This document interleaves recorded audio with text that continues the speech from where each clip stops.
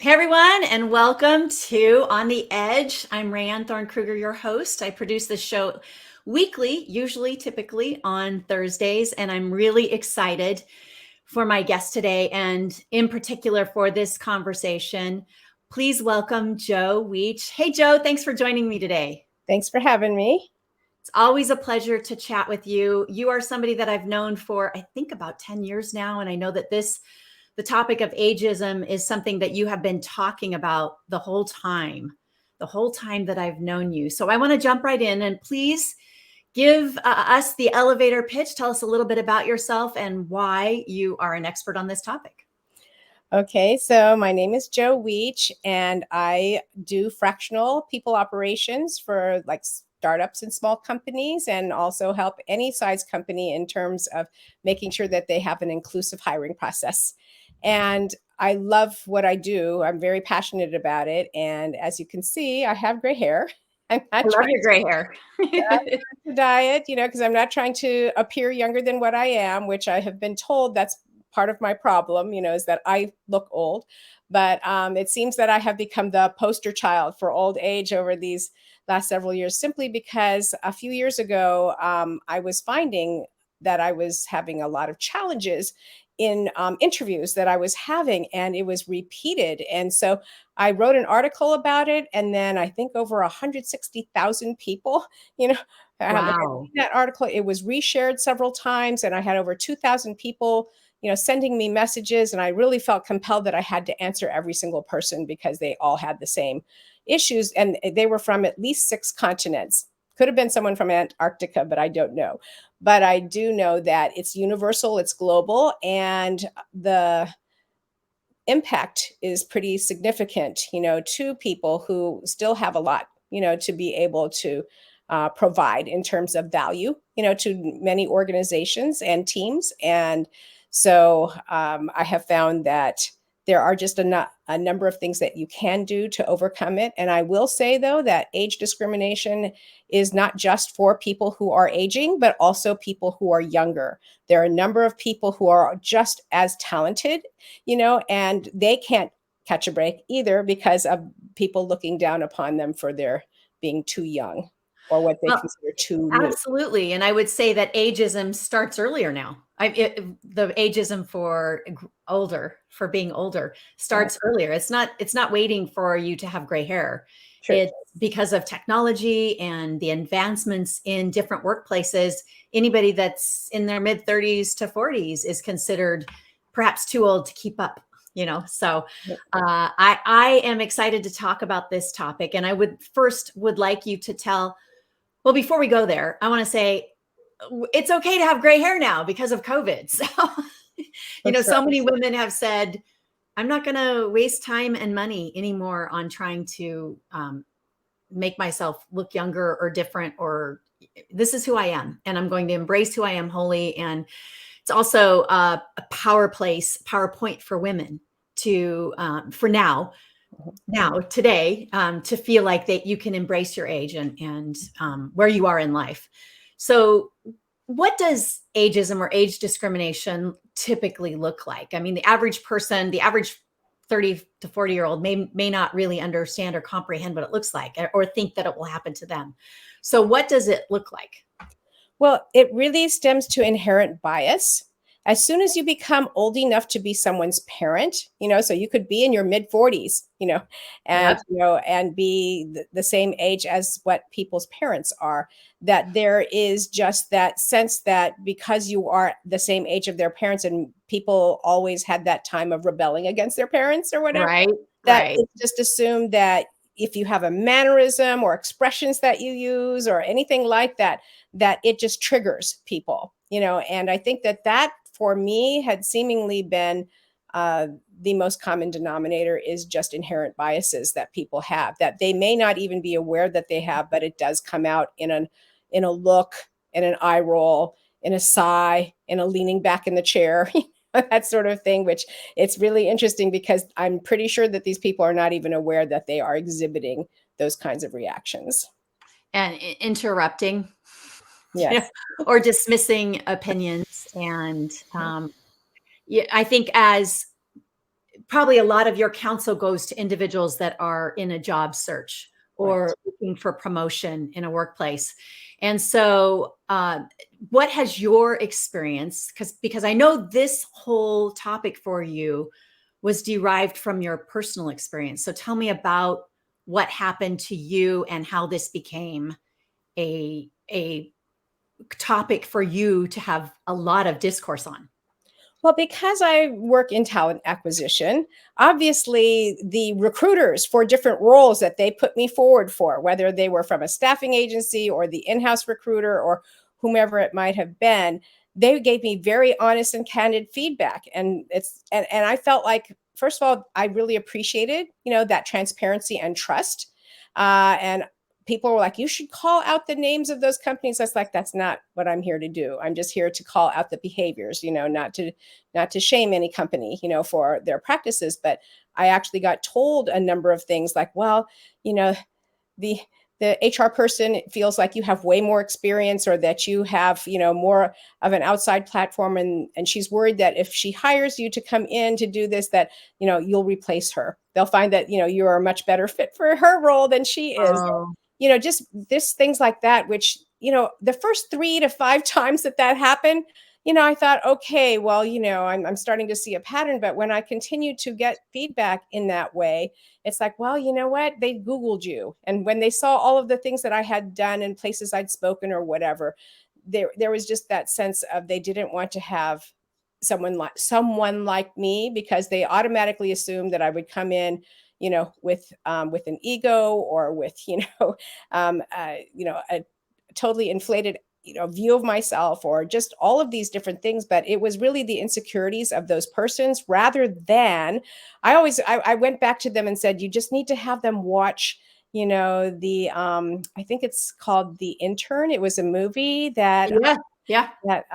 that's oh, I can't remember Anne Hathaway, and I think was it De Niro who was in there? I can't Yes, remember, yes, yeah. yes, yes. And I think that's where, if you hire somebody who has, more experience, than you do, just think of the ways that they can elevate you and how they can make you look good. How you can learn from them. I Yeah. mean, there's so much that we gain in life, not just education or experience in a job, but the wisdom that we gain just from life, right? Just from living longer than somebody who's 30 or 40. It really changes perspective too. And you find yourself, for myself anyway, I find that I'm more patient, calmer, more willing to learn, less set in my ways. It's really interesting because I think people automatically assume and call you overqualified because they think you are set in your ways and you're going to take over, and when really we're at a point in our life where, look, I want to learn. I realize now that I don't know everything, and I want to learn more, and I want to continue on my life path, my work life, all of that. So it comes off as insidious, which is, an evil sounding word.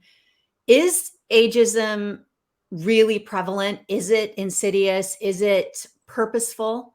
Do you think that many people who are disqualified from a role, it is for sure their age, or is it software today? Is it AI picking up based on how much experience you have? You must be this age. And so we're automatically dumped out of the process. By the way, I have experienced myself ageism, and I often tell my husband, I feel like I'm being aged out of my work world. I feel like I'm being, so now I need to start a new career elsewhere because my experience is so vast that I'm consistently labeled overqualified. So is it an evil, purposeful effort, or is it just something that happens? Well, unfortunately, there are a lot of people who are, okay, I'm going to pick on boomers right now. Okay. We'll Okay. get, we'll get to I'm Gen. a boomer officially, so okay with But that. but I'm going to pick on because that's the demographic I'm in, right? And Yep. it's that there's I'm of the generation where my neighbors would ask their kids to program their VCRs for them, right? And so when you think about that, the age of technology came in, and those who didn't embrace it just, stepped back from it, didn't want to Right. learn it or whatever. Right. I believe that that has hindered them. And that's why the stereotypes exist. And so when I see, like, I do countless reviews of people's resumes when I'm on premises and I'm doing some sort of a career transition, workshop or whatever. And I would say that when you've got the formatting that you did in college, where you have your home address on there, you have 2 different phone numbers on there, Right. you Right. put Microsoft Office Suite as being in your tech stack, these are things that are going to identify you as really not having any relevance in 2023, to really be able to compete for a job. What people want to know is how tech how tech savvy are you? So it's really important to have a tech stack that you have, no matter what your profession is, even bookkeeping. Back in the days that used to be a ledger, and now there are softwares that people had to learn to be able to do accounting. And I think that that's really important, not just to know those different types of platforms, but even how to do project management. If Right. someone has just been stuck in doing one way of, managing projects, I always recommend to people download free versions of Evernote, Asana, and other different things so that you can start project managing, like your job search, for example, or Right. anything else, so that you can actually learn how to use these. And then you can put that as having competencies in those particular technologies, which I think is important. I recommend that people join Slack groups, that pertain to their industry, so that they can learn how to use asynchronous communications. And I think that's another thing that can be put, on a resume, so that anybody looking at that resume is going to see, okay, this isn't somebody I have to teach them how to put a GIF in Slack, for example, or whatever. But then again, why not have a lunch and learn at your, company? There are so many things that people feel like you should automatically know this. So if you are my age, then guess what? Automatically know a lot of these things, but you have to train yourself. For example, this is being done on LinkedIn. Well, if you have an account on LinkedIn, you have access to lynda.com, which is now LinkedIn Learning. And you can learn so many different things, in there, so that you can be self-taught and learn how to do the technological things that you would that would show that you have some sort of an ability to be able to be Right. trained to use technologies, and you're comfortable with technology. Well, you talked about boomers, and I have myself spoken and done podcasts and everything about different how we label generations. Right? We talk about the millennials. We talk about Gen Z right now. I have children who are both millennials and Gen Zers, and uh, I've never liked being labeled. So I imagine that they don't like automatically being put in a category just based on one thing, your age demographic, right? Not knowing anything more. So I like to call it, and this is something I coined a few years ago, is the now gen. Anybody who is willing to do what you just described, people who are willing to continue to learn, staying curious, understanding bias. I mean, these simple things that have nothing to do with technology, just reading and studying, understanding what bias looks like, how you are biased, how you use your own bias, how you are being biased against or discriminated against, right? And then understanding how that comes about.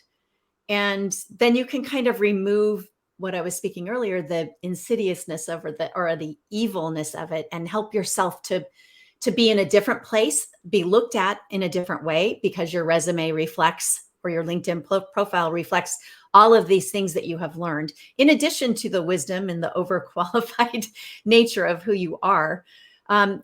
You've probably already answered this, but I would love for you, in your perspective, to answer this. Who is impacted by ageism? Like, who specifically is going to be impacted? I think everybody in every company, to be honest with you. There is a loyalty factor that there is a car manufacturer over in Germany that was providing special shoes and special surfaces, for people to stand on, so that they could tolerate, the work of the Right. assembly line more. Why? Because these people were loyal. They were not changing jobs, to get more money. They were committed to being there, and they found that these people had there was less turnover, there was less absenteeism, people were punctual, and that these are the kinds of things that they really liked. So that's why they wanted to make that work for them. CVS had a really great program by which I don't know what the term is, but when it's winter in Minnesota and people kind of go to Florida, for the winters, Right, whatever, right. come back, they found that rather than losing them, they would give them transfers because the CVSs down there would have a surge of need for employees. Oh, that makes sense. And so therefore they were able to do that. Why? Because they could see that rather than lose the workforce, they may as well, keep them and, fill in the surge that they needed during the winters in Florida. And then they would be able to go back when the weather was less severe, back up in Minnesota, for example. And I think that a number of different companies have learned, how to leverage, the expertise. Because let's say you have a group of people and they come up with this really great idea and everybody thinks it's brilliant and whatever. Well, who's there in the room to say, we tried that about 10 years ago, and these are the things that didn't work. So if you're going to try this idea again, here are some things you're going to want to do to make sure that, there would be perhaps a measure of success in doing that. So there's got to be someone in the room to be able to identify that bright new idea and maybe explain how it has been used. All you have to do is look at fashion. It kind of is dreadful to see that the 70s Cyclical. It is so cyclical, isn't it? is back. I'm like, well, it didn't look that great when we wore them back in the 70s. And now it's back. It's like, seriously, people. But, just that sort of a thing, that there are people to be able to give context. And what I really have loved about a company like MITRE Corporation, what they did was, rather than having people retire, they had a phase out system where people could just reduce their number of days. Instead of working 5 days a week, they could work 2 or 3 days a week. And then they also had a mentorship program where all of that knowledge would not go out the door when they were done working, but that they would input, to people that were like, just entry level or mid-management or whatever, to be able to make sure that all of that knowledge was not wasted. And so I think that there are a number of good things that companies are doing, to be able to leverage, people before before winter comes for them. So that just reminds me of, I don't know if you're a Game of Thrones fan, but winter is coming is Yes. a constant. That was a reference to that. A constant saying that, and it can be applied to this, obviously, to ageism, but also we just need to always be looking forward and preparing, as the tragic events that we've seen this week in the Middle East and in Israel and the Gaza Strip and everything. How tragic this whole week has been, to be prepared. And so that's my personal shout out to my brother. Was trapped there and just got into Jordan this morning early. So it's been a crazy week for everybody. So winter is coming, and it can be applied to so many different parts of our lives. And I want to ask you about, because of your experience, because of all the presentations that you've done, I know that you consult organizations on this very topic. I would love for you to share any tips, tricks, advice, any other stories you might have that would help individuals who are facing this now, who very soon are going to be facing it, maybe at their next job change. They aren't prepared now and don't realize that they've moved into a category where, whether it's based on when they graduated from college or their lack of skills under their tools understood and known on their resume or their online professional profile. So help us out by sharing what you've learned and how you've helped other people. Well, as recently as just this week, I had the distinct honor and privilege of speaking to a room full of nearly 70 people who are retiring from federal government service.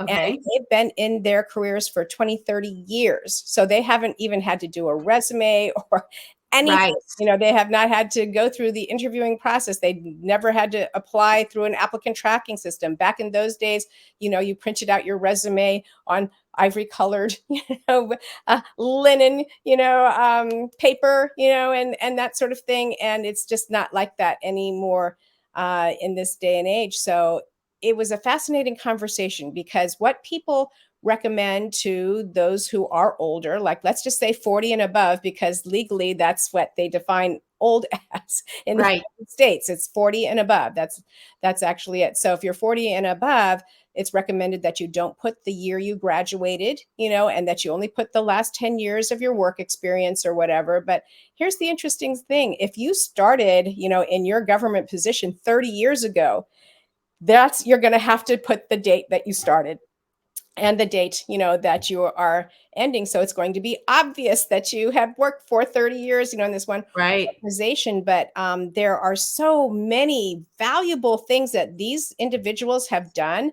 Many of them have worked overseas, so they've worked with diverse populations. So being able to highlight things that are like the really important skills that they want people to have no matter what role you're going to go for.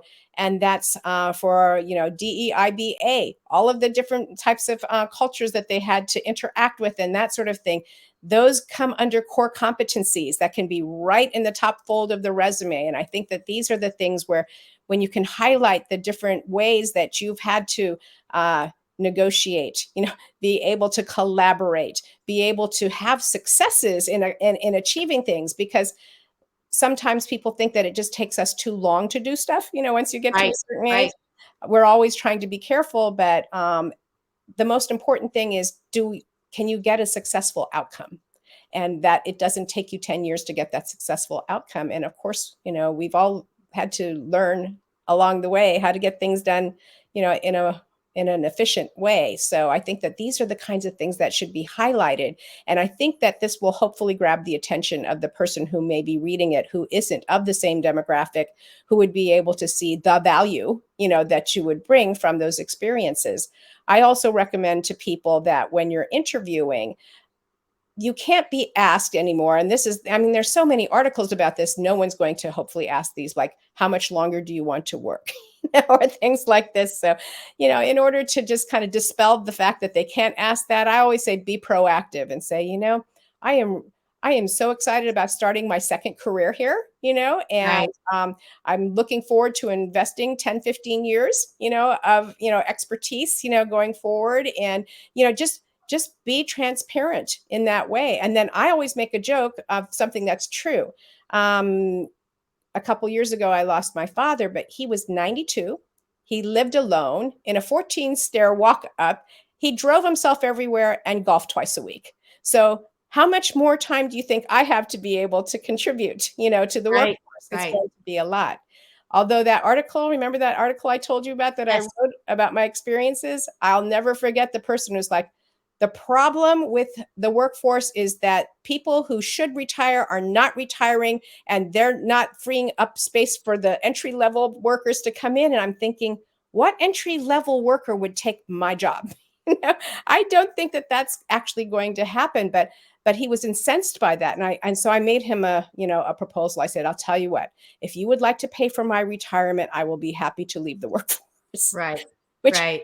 just to point that out, but I have no intention of leaving the workforce as long as I can remain current and continue, to learn. I will say that, I have some great people that I continue to stay, up to the minute for my profession, which, as you know, is HR, talent acquisition. Right. So Right. people like Lars Schmidt, Torrin Ellis, subscribing to Recruiting Brain Food, the different places where you can continue to keep current. Because if you're not following what's happening in your profession, then you're going to stand still and you'll be left behind. So I always recommend that you listen to podcasts, read articles and blogs, written by people that can help you to think differently about things. Kat Kibben is another person I learned from all the time. Make sure that you have people that can help you to be influenced in your thinking so that you never just think your own ideas. When we think that we've got things down because we've done it or we've succeeded in doing it like 5 years ago even, then we're already outdated. So it's a matter of remaining current and staying active in the dialogues that are taking place so that you can always grow. It's one of the reasons that I do this show, this broadcast, because On the Edge was founded on the idea that we don't know everything. that we need to remain curious, that we need to understand why biases exist. We need to also learn how to unlearn what we thought we knew. As soon as you, like you said, like as soon as you think you know everything, guess what? You figure out that you don't know everything. And I always view any conversation as an opportunity to learn, right? So when you're conversing with these organizations, what is the biggest, do you get any pushback? Are you challenged in any way and able to assure them that it's okay to hire people that are in their 40s, 50s, and 60s, 70s even? I mean, why does this exist? I understand the, oh, well, you're old and you need to retire. I get that, but we're in such an incredible time, right? Our president and the front runner for the other party are both in their late 70s, 80 years old, late 70s and 80 years old. So why in the workplace is anyone over 45 considered too old to be hired? How is that happening? I think a lot of it has to do with the fact that people do not want to have someone's experience flaunted. They want innovation. They want new ideas. But that's assuming erroneously that, people of different ages can't come up with innovation and new ideas. My favorite quote about this was done by Ronald Reagan. He was doing one of those town hall meetings back when those first started.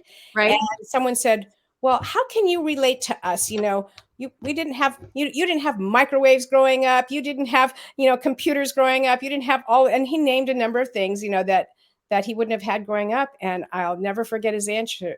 He said, you're absolutely right. We did not have those things when we were growing up. So we had to invent them. And so, I just thought about that. It's like, that to me is the classic way that we should be thinking about things, that, just because we didn't grow up with certain things, people didn't connect the fact that, well, the reason why we have those things are because the people from our generation created those things. So I do believe that there's just always the opportunity to innovate. And I think that if you are really inspired by the type of work that you want to do, you will be innovating, because you will be being inspired by people who are, of every different type of demographic and all backgrounds or whatever, as long as you keep that mind open, to learn new things. And I also think that if you're asked in an interview about things that you've learned or whatever, like the people that I just mentioned, every single one of those persons is younger than me. And yet I have been mostly influenced and learned the most from these people who are younger than me. And I think that it just shows that if you really want to be relevant, you have to be always be learning. Always be learning and unlearning. Right. I think that this clearly, my mantra for life has been to stay curious, to learn.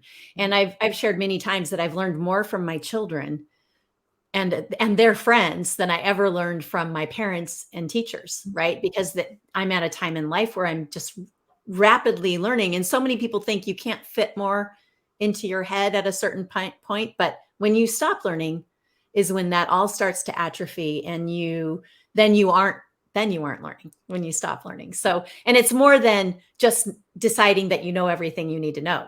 It's the brain stops deciding it needs to retain information, right? So I think that's one of the reasons, like games like Wordle and Connections that have been released by the New York Times are so popular, is because it is work every day without fail. It is something that we have to work at, and it keeps our brains sharp, and not just those of us that are over 50, but those of us that want to stay sharp, that want to keep learning. I mean, learning isn't just for school. One of the key components of this broadcast has always been to help understand the concept of belonging, right?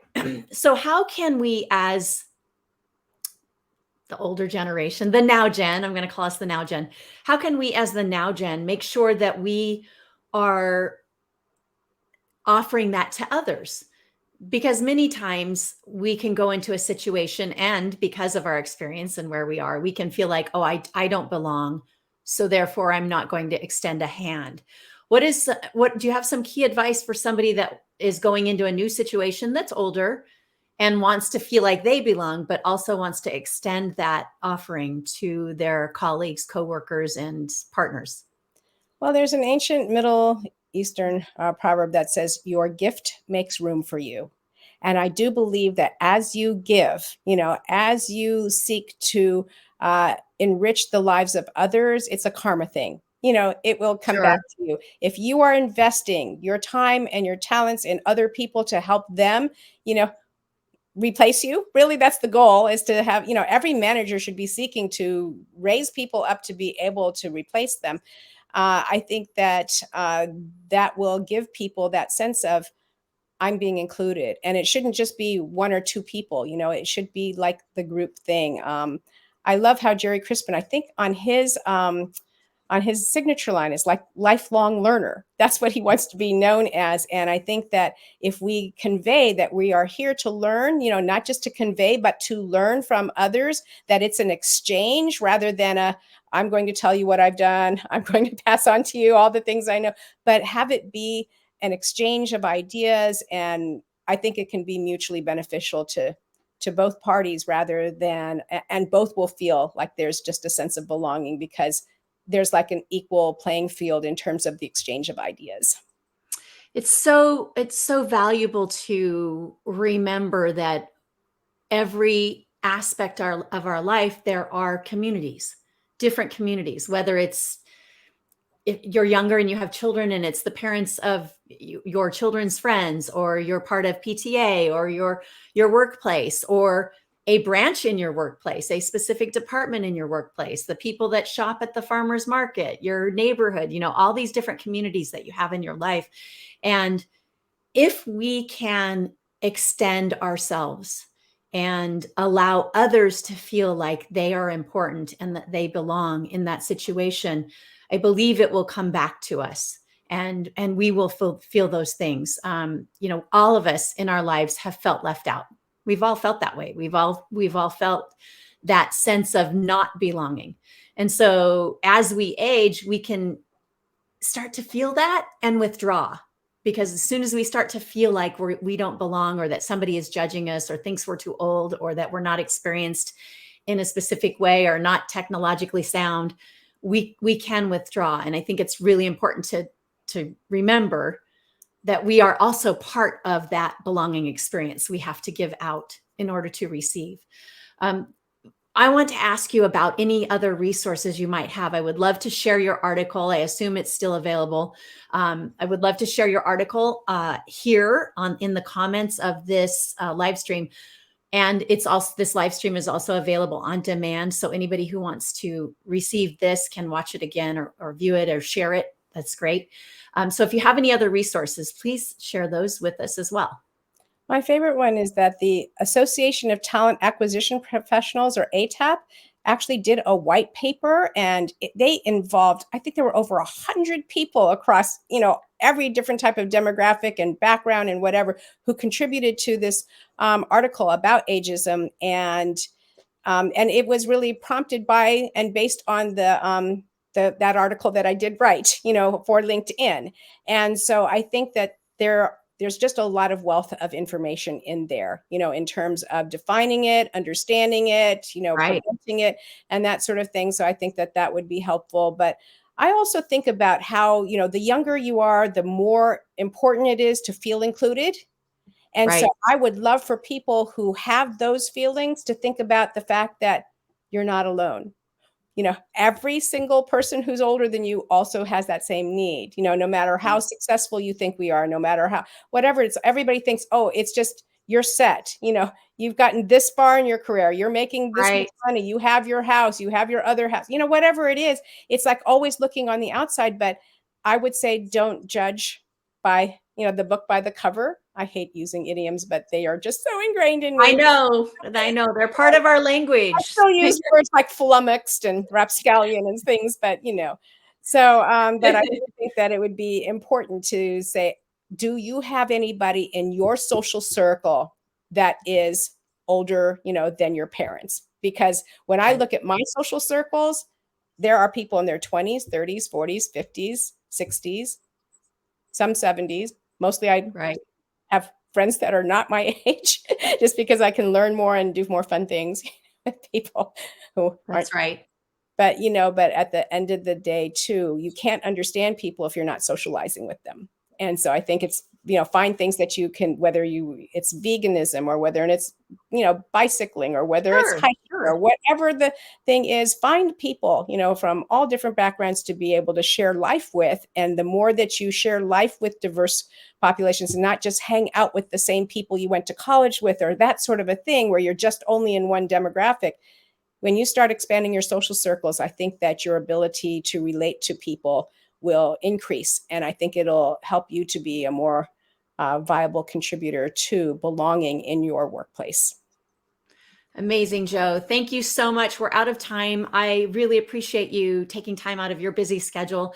If folks want to get in touch with you, because I know that you are doing a lot of presenting, speaking, webinars on this topic, how can they reach out to you? Uh, I think I'm still the only Joe Weech on all of LinkedIn, despite Okay. 700 million profiles. Steve Levy would Okay. say half of them are fake, but you could really reach out to me there, and I will definitely connect with you. And if you have any follow-on questions, I'd be happy to see if I can answer them. Great. Thank you, Joe. Thanks everybody for tuning in. Please join us next week. We'll be talking about health discrimination and addiction recovery, an interesting topic as well. I really appreciate, Joe, you taking the time to talk about this topic that does not, and this bias and discriminatory practice that does not get talked about enough. And you're right, all of us are going to face it at one point or another. Okay, well, Thanks thank you again. so much for having me.